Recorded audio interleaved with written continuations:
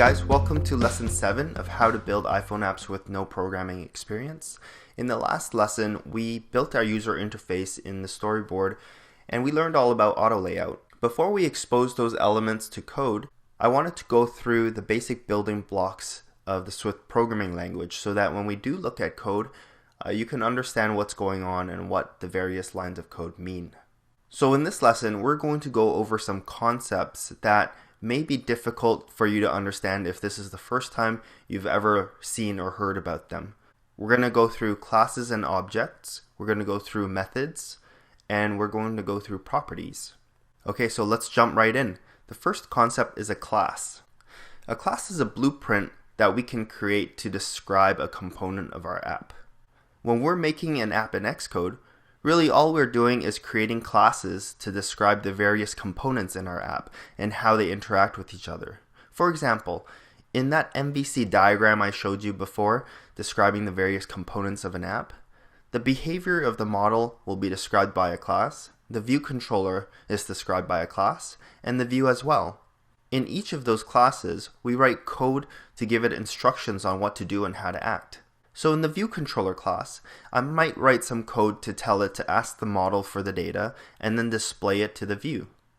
And then in the model class, I might write code to say, if the view controller asks you for data, then go fetch the data and then return it. Are you with me so far? So a class contains instructions written in code to describe how a component is supposed to act and how it's supposed to interact with the other components. Another thing to realize is that it's not the classes themselves that are doing the interacting. The classes are merely blueprints that we're creating. What happens is that these blueprints, also known as classes, are turned into what's called objects. So from the model class, a model object is created. From the view controller class, a view controller object is created. And from the view class, a view object is created. And it's these objects that interact with each other and carry out the functions of our app. Furthermore, from one class or one blueprint, you can create multiple objects in the same likeness and behavior that the class describes.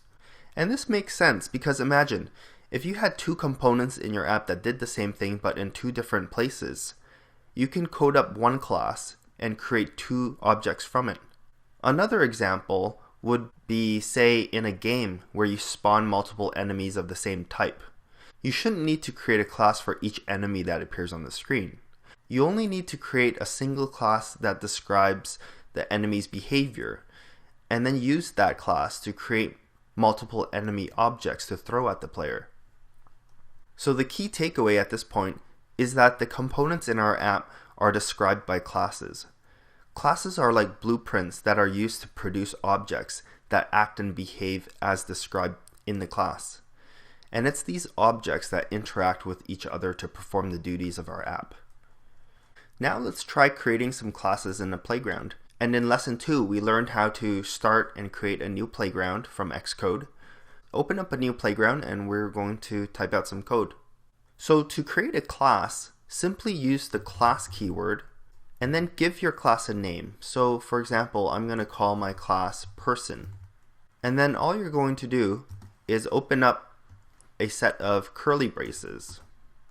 Inside the curly braces, you're going to type init and then two round braces like that, and then another set of curly braces.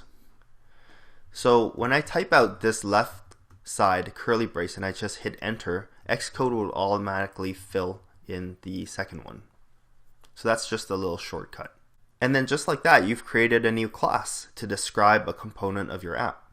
So what is this init here? Well, any code that you put in between these curly braces right here, so any code that you put in the middle here, gets executed when a new object of this class gets created. So when a new person object is created, the code inside the init is run, and that code can be used to set up or initialize anything that you need for the person object to function properly. So let's try that. Let's create a new object of our new person class. So you can do that very simply just by typing the class name followed by 2 round braces like that. And just like that, we've created a new object. However, what we want to do is create a variable just so that we can reference our object later. So I'm going to create a new variable. I'll just name it A. So now I've created a new person object and I've assigned it to the variable A. So now when I want to reference that object, I can use the variable A and I can do stuff to it, as we'll see soon. So I'm just going to erase that line. And let's put a print line statement in the init, just so we can see that it gets called when we create a new object. So let's say new person initialized. Okay, so now when I create a new person, you can see that the print line statement is run, and you can see that that's the output. Okay, so this is great. We've created a new class to describe a component in our app, but we need to give it instructions to do something, to describe its behavior. And how do we do that? We do that through something called methods and properties. Those are 2 different things, and we're going to go through them individually. So let's talk about methods first. A method is a named set of instructions that will be executed when called. Additionally, methods can accept some data as input and return some data as output back to the caller of the method. And finally, methods are associated with a class. So let's try to create a method for our new person class. So what I'm going to do is just create some space here right below the closing curly brace of our class. And in order to create a method, you start with the func keyword, stands for function, and you give your method a name. So I'm going to call it say cheese. So that's my method name. And then you want to give it a set of round braces followed by a set of curly braces. And inside this set of curly braces, you write the code to execute when this method is called. So inside my say cheese method, I'm going to just at this point here print line cheese. Okay, so as you can see, going back to it, when we create a new object right here, cheese doesn't get printed out, because this line of code only gets executed if this method is called, and it's not being called right now, right? So what I can do in order to call the method is just type, since I've got a new person object assigned to my variable b, I type in b dot say cheese with the brackets. When I do that, you can see that this line is printed out. So when I write this code statement, it actually runs this code in here. Okay, let's look at this method call. What is b.sayCheese? Well, method calls take the format of the object that you want to call the method on, dot method name. So that's why, because my person object is in the variable b, when I write b, that refers to that object, and I write dot to look at all of its properties and methods. At this point, it's only got the sayCheese method, and then you write the method name to call this object's sayCheese method. Okay, so let's say we don't do that. Let's try to call that method as part of the initializer, and you might notice at this point that this initializer kind of looks like a method, except that it doesn't have this func keyword. Well, you're right. The initializer is basically a method, but it's a special type of method because all classes need to have an initializer. So anyways, I'm going to erase this print line here, and instead I'm going to call the sayCheese method from in here, so that whenever we create a new person object, this initializer method is run, and inside this initializer method, it's going to call its own sayCheese method. So the way I do that is I write self dot say cheese. As you can see, when I create this new person object, cheese is printed out, even though I didn't call the method explicitly here, because the initializer method calls the say cheese method. Now you might be wondering, what does self mean? Well, self means call a method that you own yourself. So to help you understand the self keyword, take a look at this slide. Imagine that we're writing a set of instructions for the created object to read itself. So each object is created in the likeness of the class, and when they read that line of code, they're like saying to themselves, call my own method, say cheese. So if you think about it that way, it may be more intuitive to understand why the keyword is named self. Okay, next we're ready to look at properties. A property is something that we can create for a class in order to allow it to store a value or keep track of another object. Let's go back to our playground and see how to declare a property for our class. So I'm going to find a space here right below the opening person bracket. Properties are declared at the very top. So you start with the keyword var, followed by the property name. So I'm going to say name, followed by colon, followed by the type of data that property is going to store or track. In this case, I'm going to write string. Remember, string is just a piece of text. And next, we also have to give it an initial value. So I'm going to use the equal symbol to assign something to it. I'm going to assign a piece of text into this property as an initial value. I'm just going to give it a piece of string that says initial name. And just like that, we've declared a property for our person class and gave it an initial value with this piece of text. Now you may notice that a property declaration sort of looks like a variable declaration. If you remember in lesson 2 when we did something like, let me just erase this line for a second. When we did something like this,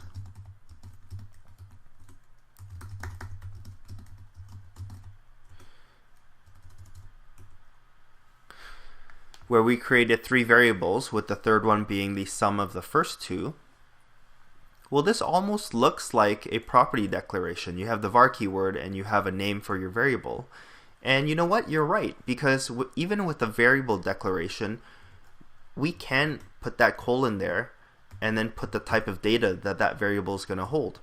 And for numbers, we use int. It stands for integer.